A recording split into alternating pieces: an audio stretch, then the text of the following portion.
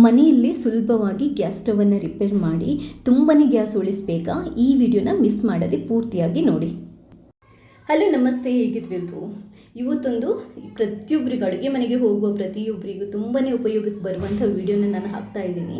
ಅದೇನಂತಂದರೆ, ನಾವು ಮನೆಯಲ್ಲಿ ಗ್ಯಾಸ್ ಸ್ಟವನ್ನು ಹೇಗೆ ಒಂದು ಪೈಸೆ ಖರ್ಚಿಲ್ಲದೆ ರಿಪೇರ್ ಮಾಡ್ಬೋದು, ಹಾಗೆಯೇ ಗ್ಯಾಸ್ ಉರಿಯೋ ಪ್ರಾಬ್ಲಮ್ ಇರುತ್ತಲ್ವ, ಉರಿ ಹೋಗ್ತಾ ಹೋಗ್ತಾ ಕಮ್ಮಿ ಆಗ್ತಾ ಹೋಗುತ್ತೆ. ಈ ಪ್ರಾಬ್ಲಮನ್ನು ಹೇಗೆ ಸರಿ ಮಾಡ್ಬೋದು ಅನ್ನೋದನ್ನು ಈ ವಿಡಿಯೋದಲ್ಲಿ ಹೇಳಿಕೊಡ್ತಾ ಇದ್ದೀನಿ.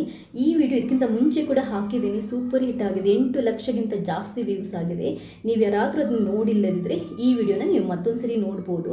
ಇದರಿಂದ ಏನಾಗುತ್ತೆ ಅಂತಂದರೆ, ನಮಗೆ ತುಂಬಾ ನಾವು ಗ್ಯಾಸನ್ನು ಉಳಿತಾಯ ಮಾಡ್ಬೋದು. ಯಾಕಂತಂದರೆ ಗ್ಯಾಸಲ್ಲಿ ಅಥವಾ ಗ್ಯಾಸ್ ಬರ್ನರಲ್ಲಿ ಮಸಿ ಅಥವಾ ಕೊಳೆ ಡಸ್ಟ್ ಎಲ್ಲ ಸೇರಿಕೊಂಡ್ರೆ ಗ್ಯಾಸ್ ಜಾಸ್ತಿ ಖರ್ಚಾಗ್ತಾ ಇರುತ್ತೆ. ಅದು ಹೇಗೆ ಅಂತಂದರೆ, ನಮಗೆ ಫ್ಲೇಮ್ ಬರೋ ಬದಲು ಅಂದರೆ ಹೊಗೆ ಬರುತ್ತೆ. ಹೊಗೆಯಲ್ಲಿ ನಿಮಗೆ ಅಡುಗೆ ಆಗಲ್ಲ. ಅದರಿಂದ ಏನಾಗುತ್ತೆ, ಗ್ಯಾಸ್ ಖರ್ಚಾಗ್ತಾ ಇರುತ್ತೆ, ಆದರೆ ಗ್ಯಾಸ್ ಸೇವ್ ಆಗಲ್ಲ. ಆದ್ದರಿಂದ ನಾವು ತಿಂಗಳಿಗೊಂದ್ಸರಿ ಈ ಥರ ಗ್ಯಾಸನ್ನು ಮನೆಯಲ್ಲೇ ಕ್ಲೀನ್ ಮಾಡಿಕೊಂಡು ರಿಪೇರ್ ಮಾಡ್ಕೊಂಡಿದ್ರೆ ತುಂಬಾ ಗ್ಯಾಸನ್ನು ಉಳಿಸ್ಬೋದು. ವಿಡಿಯೋನ ನೋಡಿ ನಿಮ್ಮ ಫೀಡ್ಬ್ಯಾಕ್ನ ತಿಳಿಸಿ. ಹಾಗೆಯೇ ಇಲ್ಲಿ ತನಕ ನೀವು ಯಾರಾದರೂ ನನ್ನ ಚಾನೆಲ್ಗೆ ಸಬ್ಸ್ಕ್ರೈಬ್ ಆಗಿಲ್ಲದಿದ್ದರೆ ಸಬ್ಸ್ಕ್ರೈಬ್ ಆಗಿ ನನ್ನೆಲ್ಲ ವೀಡಿಯೋಸ್ನ ನೋಡಿ, ಲೈಕ್ ಮಾಡಿ, ಶೇರ್ ಮಾಡಿ, ನನ್ನ ಈ ಪ್ರಯತ್ನನ ಸಪೋರ್ಟ್ ಮಾಡಿ. ಥ್ಯಾಂಕ್ಸ್ ಎಲ್ರಿ. ಇವತ್ತಿನ ವಿಡಿಯೋದಲ್ಲಿ ಗ್ಯಾಸ್ ಸ್ಟವನ್ನು ಅಂದರೆ ಉರಿ ಪ್ರಾಬ್ಲಮ್ ಇದ್ದರೆ ಹೇಗೆ ರಿಪೇರಿ ಮಾಡ್ಬೋದು, ಹಾಗೆಯೇ ಗ್ಯಾಸ್ ಬರ್ನರನ್ನು ಮತ್ತೆ ಹೊಸದರ ಥರ ಹೇಗೆ ಕ್ಲೀನ್ ಮಾಡೋದು ಎರಡನ್ನೂ ಹೇಳ್ಕೊಡ್ತಾ ಇದ್ದೀನಿ. ನೀವು ಮನೆಯಲ್ಲೇ ರಿಪೇರ್ ಮಾಡ್ತೀರಿ ಅಂತಂದರೆ ಮೊದಲು ಏನು ಮಾಡಬೇಕು, ಗ್ಯಾಸನ್ನು ಬಂದ್ ಮಾಡಿ ರೆಗ್ಯುಲೇಟರನ್ನು ಆಫ್ ಮಾಡಿ. ಇದು ಕಂಪಲ್ಸರಿ. ರೆಗ್ಯುಲೇಟರ್ ಆಫ್ ಮಾಡದೆ ನೀವು ಯಾವುದೇ ಕಾರಣಕ್ಕೆ ಗ್ಯಾಸನ್ನು ಮುಟ್ಟೋಕ್ಕೆ ಹೋಗಬೇಡಿ. ಇವಾಗ ನೋಡಿ, ನಾನು ರೆಗ್ಯುಲೇಟರ್ ಆಫ್ ಮಾಡಿದ್ದೇನೆ. ನಿಮಗೆ ಫಸ್ಟೇ ನಾನು ತೋರಿಸಿದ್ದೇನೆ ಎಷ್ಟು ಉರಿ ಕಮ್ಮಿ ಇತ್ತು ಅಂತ. ಇವಾಗ ನಾವು ಇದನ್ನ ಹೇಗೆ ರಿಪೇರ್ ಮಾಡ್ಕೊಳ್ಳೋದು ಅನ್ನೋದನ್ನು ನೋಡ್ಕೊಳ್ಳೋಣ. ಫಸ್ಟ್ ನಾವು ಏನು ಮಾಡಬೇಕು, ಈ ಗ್ಯಾಸ್ ಬರ್ನರ್ ಇರುತ್ತಲ್ವ, ಅದರಲ್ಲಿ ಏನಾಗುತ್ತೆ ಅಂತಂದರೆ, ನಾವು ಅಡುಗೆ ಮಾಡ್ತಾ ಮಾಡ್ತಾ ಹಾಲುಕ್ಕಿನೋ ಅದಕ್ಕೆ ಕಸ ರಸ ಎಲ್ಲ ಸೇರಿಕೊಂಡು ಈ ಹೋಲ್ಸ್ ಇರುತ್ತಲ್ವ, ಇದರಲ್ಲಿ ಡಸ್ಟ್, ಮಣ್ಣು ಅಥವಾ ಧೂಳು, ಮಸಿ ಎಲ್ಲ ತುಂಬಿಕೊಂಡಿರುತ್ತೆ. ಹೋಗ್ತಾ ಹೋಗ್ತಾ ಈ ಫ್ಲೇಮ್ ನಮಗೆ ಕಮ್ಮಿ ಆಗ್ತಾ ಹೋಗುತ್ತೆ. ಅಂದರೆ ಮಸಿ ಜಾಸ್ತಿ ಆಗ್ತಾ ಹೋಗ್ತಾ ಇದ್ದಂಗೆ ಫ್ಲೇಮ್ ಕಮ್ಮಿ ಆಗ್ತಾ ಹೋಗುತ್ತೆ. ಆವಾಗ ಏನಾಗುತ್ತೆ, ನಮಗೆ ಜಾಸ್ತಿ ಖರ್ಚಾಗುತ್ತೆ, ಗ್ಯಾಸ್ ಜಾಸ್ತಿ ಖರ್ಚಾಗುತ್ತೆ.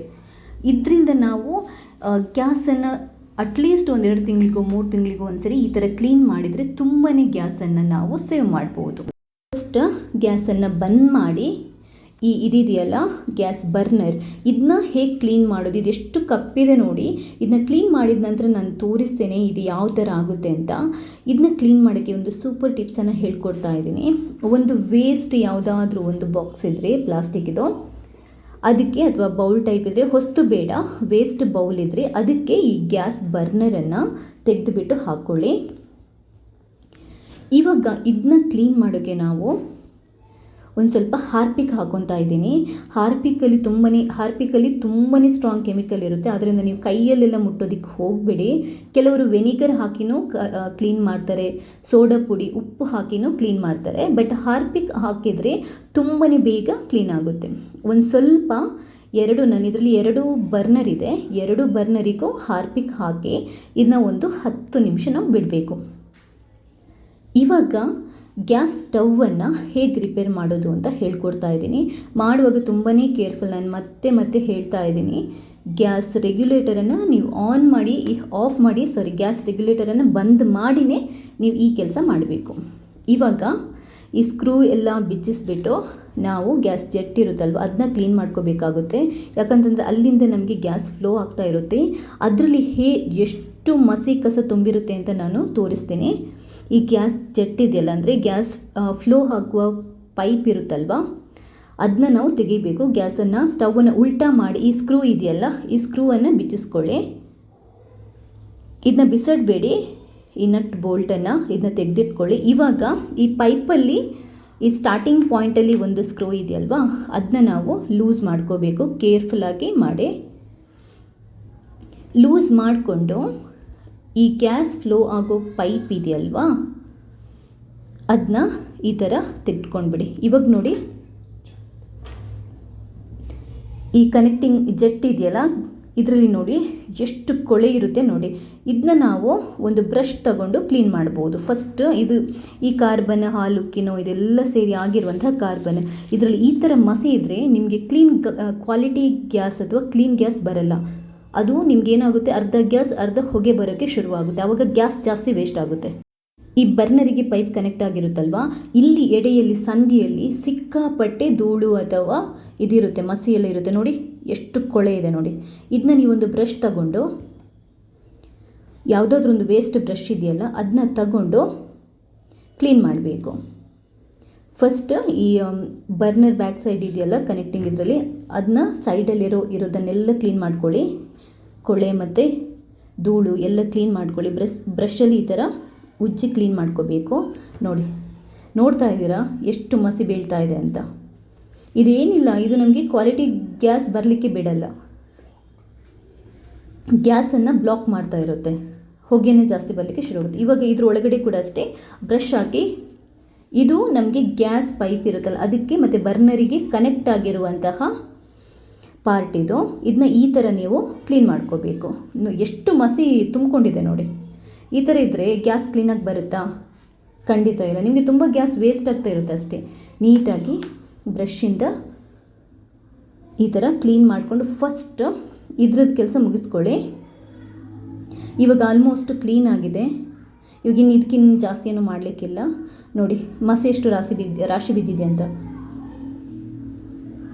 ಗ್ಯಾಸ್ ಪೈಪಿಗೆ ಮತ್ತು ಬರ್ನರ್ಗಿದ್ದಂತಹ ಕನೆಕ್ಟಿಂಗ್ ಪಾರ್ಟಲ್ಲಿರುವಂಥ ಕೊಳೆ ಇದು. ಇವಾಗ ಗ್ಯಾಸ್ ಪೈಪ್ ಇದೆಯಲ್ವಾ, ಗ್ಯಾಸ್ ಜೆಟ್ ಅಂತಲೂ ಕೂಡ ಹೇಳ್ತಾರೆ.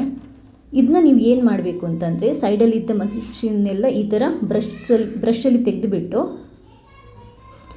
ಒಂದು ಸಪೂರಾಗಿರುವಂತಹ ಯಾವುದಾದ್ರೂ ಒಂದು, ಇಲ್ಲಿ ನಾವು ತಗೊಂಡಿದ್ದೀವಲ್ವ ಆ ಥರದ ತಂತಿಯನ್ನು ತಗೊಂಡು, ಅಥವಾ ಫೈಬರ್ದು ತಂತಿ ಇದ್ರೂ ಆಗುತ್ತೆ, ಸಪೂರಕ್ಕಿರಬೇಕು, ಅಥವಾ ಚಿಕ್ಕ ಪಿನ್ ಇದ್ರೂ ಆಗುತ್ತೆ.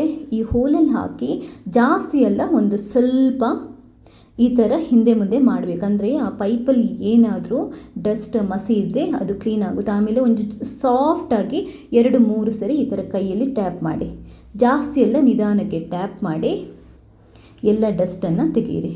ಇಷ್ಟೇ ಇರೋದು. ಇದು ಗ್ಯಾಸ್ ಜೆಟ್ ಅಥವಾ ಗ್ಯಾಸ್ ಪೈಪನ್ನು ಕ್ಲೀನ್ ಮಾಡೋ ವಿಧಾನ. ಮಾಡುವಾಗ ತುಂಬ ಕೇರ್ಫುಲ್ ಆಗಿರಿ. ಇವಾಗ ನಟ್ ಬೋಲ್ಟ್ ಎಲ್ಲ ಫಿಕ್ಸ್ ಮಾಡಿಕೊಂಡು ಇದನ್ನ ಕರೆಕ್ಟಾಗಿ ಜೋಡಿಸ್ಕೊಳ್ಳಿ, ಮತ್ತು ರೀಫಿಕ್ಸ್ ಮಾಡ್ಕೊಳ್ಳಿ. ತುಂಬಾ ಕೇರ್ಫುಲ್. ನೀವು ಯಾವುದೇ ಕಾರಣಕ್ಕೆ ಇದೆಲ್ಲ ಕೆಲಸ ಆಗೋ ತನಕ ಗ್ಯಾಸನ್ನು ಆನ್ ಅಥವಾ ರೆಗ್ಯುಲೇಟರನ್ನು ಆನ್ ಮಾಡುವಂಗೆ ಇಲ್ಲ. ಎಲ್ಲದನ್ನು ಮತ್ತೆ ಫಿಕ್ಸ್ ಮಾಡ್ಕೊತಾ ಇದ್ದೀನಿ. ಇವಾಗ ಕರೆಕ್ಟಾಗಿ ಕ್ಲೀನ್ ಆಗಿದೆ. ಕನೆಕ್ಟಿಂಗ್ ಪೈಪ್ ಕೂಡ ಅದರಲ್ಲಿದ್ದ ಡಸ್ಟ್ ಮಸಿ ಎಲ್ಲ ಕ್ಲೀನ್ ಆಗಿದೆ. ಗ್ಯಾಸ್ ಪೈಪಲ್ಲಿ ಅಥವಾ ಗ್ಯಾಸ್ ಜೆಟ್ಟಲ್ಲಿ ಇರುವಂತಹ ಡಸ್ಟ್ ಮಸಿ ಎಲ್ಲ ಕ್ಲೀನ್ ಆಗಿದೆ.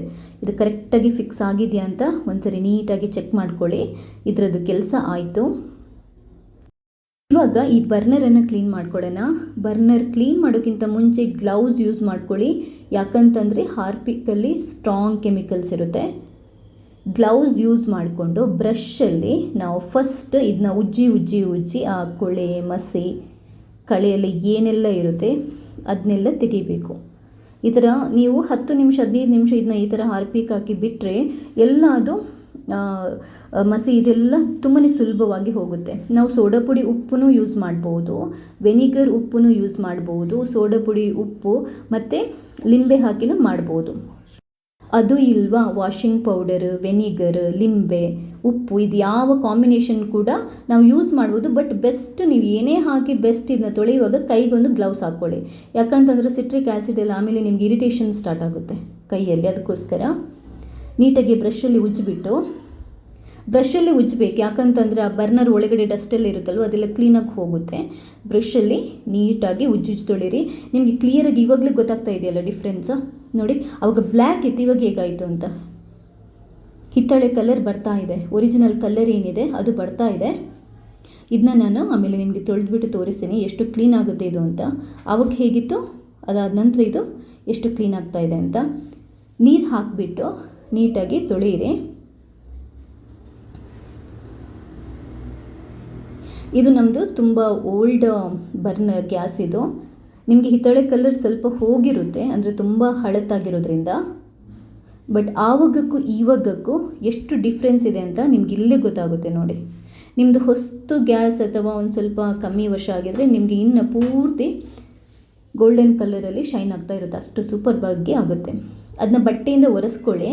ನೀವು ಬಟ್ಟೆಯಿಂದ ಒರೆಸದೇ ಫಿಕ್ಸ್ ಮಾಡ್ಕೋಬೇಡಿ. ನೀರನ್ನೆಲ್ಲ ಪಸೆ ಎಲ್ಲ ಡ್ರೈ ಮಾಡಿಬಿಟ್ಟು ನೀವು ಫಿಕ್ಸ್ ಮಾಡಬೇಕು, ಯಾಕಂತಂದರೆ ಮತ್ತೆ ಉರಿ ಹತ್ತಿಸುವಾಗ ಅದು ಸರಿಯಾಗಿ ಬರಲ್ಲ. ಸೊ ಡ್ರೈ ಬಟ್ಟೆಯಿಂದ, ಕ್ಲೀನ್ ಬಟ್ಟೆಯಿಂದ ನೀಟಾಗಿ ಒರೆಸ್ಕೊಂಡು ಇವಾಗ ಬರ್ನರನ್ನು ಫಿಕ್ಸ್ ಮಾಡ್ಕೊಳ್ಳಿ. ಬರ್ನರನ್ನು ಫಿಕ್ಸ್ ಮಾಡಿಕೊಂಡು ಅದರ ರಿಂಗ್ ಮತ್ತು ಸ್ಟ್ಯಾಂಡ್ ಎಲ್ಲ ಇರುತ್ತಲ್ವ ಸ್ಟವ್ದು, ಅದನ್ನೆಲ್ಲ ಇಟ್ಬಿಡಿ. ಇವಾಗ ನಾನು ಗ್ಯಾಸ್ ಹತ್ತಿಸ್ಬಿಟ್ಟು ತೋರಿಸ್ತೇನೆ ನಿಮಗೆ. ಸ್ಟಾರ್ಟಿಂಗ್ ನಾನು ತೋರಿಸಿದೆ ಅಲ್ವಾ, ಆ ಫ್ಲೇಮ್ ನೋಡ್ಕೊಳ್ಳಿ. ಇವಾಗ ನೋಡ್ಕೊಳ್ಳಿ, ನೋಡಿ ಎಷ್ಟು ಗ್ರೀನಿಶ್ ಆಗಿ ಬರುತ್ತೆ ಅಂತ, ಎಷ್ಟು ಚೆನ್ನಾಗಿ ಬ್ಲೂ ಆಗಿ ಬರುತ್ತೆ ಅಂತ. ನಿಮಗೆ ಇನ್ನೂ ಒಂದು, ನೀವು ಈ ಹಿತ್ತಾಳೆ ಇದನ್ನ ತೊಳಿತೀರಲ್ವ, ಆವಾಗ ಒಂದು ಸ್ವಲ್ಪ ಸ್ಟಾರ್ಟಿಂಗ್ ಕೆಲವೊಂದು ಸರಿ ಗ್ರೀನ್ ಫ್ಲೇಮ್ ಬರುತ್ತೆ. ಬಟ್ ಏನು ಭಯ ಪಡಬೇಡಿ, ಜಸ್ಟ್ ಒಂದು 2 ಮಿನಿಟ್ಸಲ್ಲಿ ಅದು ಸರಿಯಾಗಿ ಮತ್ತೆ ನೀಲಿ ಕಲರ್ ಫ್ಲೇಮ್ ಬಂದರೆ ನಮ್ಮ ಉರಿ ಪರ್ಫೆಕ್ಟ್ ಆಗಿದೆ ಅಂತ, ಗ್ಯಾಸ್ ಉರಿ ಪರ್ಫೆಕ್ಟ್ ಆಗಿದೆ ಅಂತ. ಇದನ್ನು ನಾನು ಸರಿಯಾಗಿ ಫಿಕ್ಸ್ ಮಾಡ್ಕೊಂಡಿಲ್ಲ ಈ ಬರ್ನರನ್ನು, ಅದಕ್ಕೆ ನಿಮಗೆ ಸೈಡಿಂದ ಗ್ಯಾಸ್ ಇದಾಗ್ತಾ ಇರೋ ಥರ ಕಾಣ್ತಾ ಇದೆ. ನಾನು ಮತ್ತೊಂದು ಸರಿ ಫಿಕ್ಸ್ ಮಾಡ್ಕೊತೀನಿ. ನೋಡಿದ್ರಲ್ಲ, ಇಷ್ಟೇ ಇರೋದು. ಎಷ್ಟು ಸುಲಭವಾಗಿ ಮನೆಯಲ್ಲಿ ಫ್ಲೇಮ್ ಪ್ರಾಬ್ಲಮನ್ನು, ಗ್ಯಾಸಿದು ಫ್ಲೇಮ್ ಪ್ರಾಬ್ಲಮನ್ನು ಸರಿ ಮಾಡಿದ್ವಿ, ಹಾಗೆಯೇ ಗ್ಯಾಸ್ ಬರ್ನರನ್ನು ಕ್ಲೀನ್ ಮಾಡಿದ್ವಿ ಅಂತ. ಹೀಗೆ ಮಾಡೋದ್ರಿಂದ ತುಂಬಾ ಗ್ಯಾಸನ್ನು ನಾವು ಉಳಿತಾಯ ಮಾಡ್ಬೋದು. ಇವತ್ತಿನ ವಿಡಿಯೋ ಇಷ್ಟ ಆಗಿದ್ದಲ್ಲಿ ಲೈಕ್ ಮಾಡಿ, ಶೇರ್ ಮಾಡಿ. ಹಾಗೆಯೇ ಇಲ್ಲಿ ತನಕ ನೀವು ಯಾರಾದರೂ ನನ್ನ ಚಾನಲ್ಗೆ ಸಬ್ಸ್ಕ್ರೈಬ್ ಆಗಿಲ್ಲದಿದ್ದರೆ ಸಬ್ಸ್ಕ್ರೈಬ್ ಆಗಿ ನನ್ನ ಎಲ್ಲ ವೀಡಿಯೋಸ್ನ ನೋಡಿ ನನ್ನ ಈ ಪ್ರಯತ್ನನ ಸಪೋರ್ಟ್ ಮಾಡ್ತಾ ಇರಿ. ಥ್ಯಾಂಕ್ಸ್ ಎಲ್ರಿಗೂ.